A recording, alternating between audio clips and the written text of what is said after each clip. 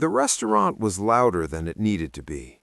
Polished glasses, low lighting, a private room at the back with gold-trimmed menus that still smelled like fresh print.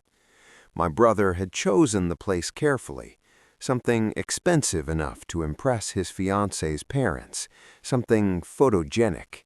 He looked confident at the head of the table, always had been. He wore charm the way some people wear cologne, noticeable before you even speak to him. I arrived on time, not early, not late. In my coat pocket was a thick envelope.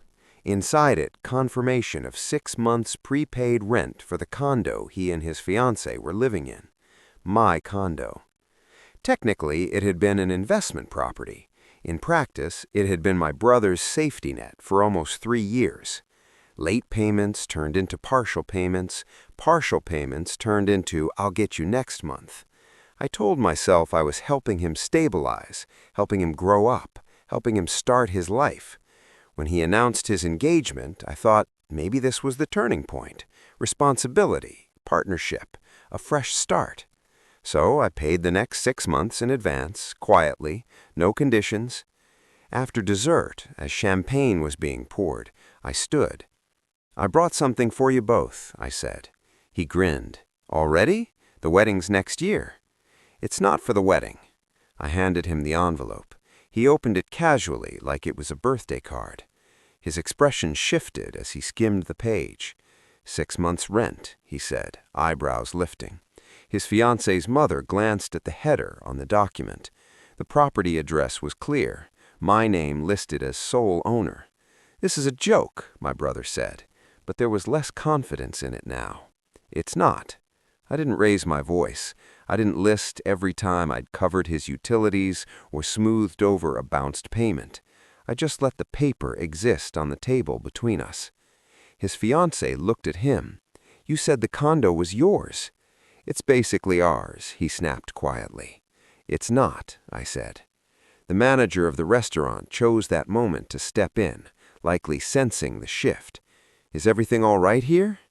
"Yes," I replied calmly. "We're fine." Authority didn't need to be loud. The document was enough. The lease agreement, the payment history, facts don't argue back. "You're doing this now?" my brother asked, his voice lower. "I wasn't planning to," I admitted, "but I'm not negotiating my place in your life." His jaw tightened. "You're embarrassing me."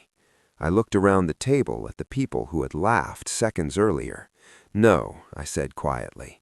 "I've been protecting you."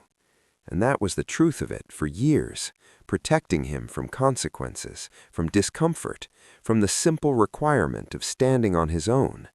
His fiancée didn't look angry. She looked unsettled.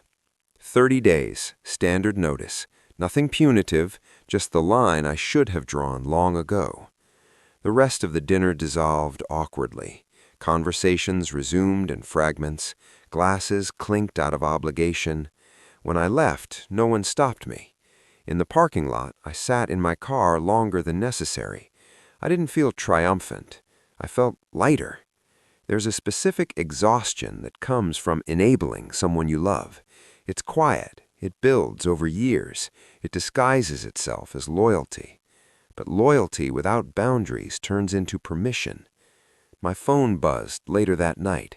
Missed calls, a short message. "You didn't have to do that in front of everyone."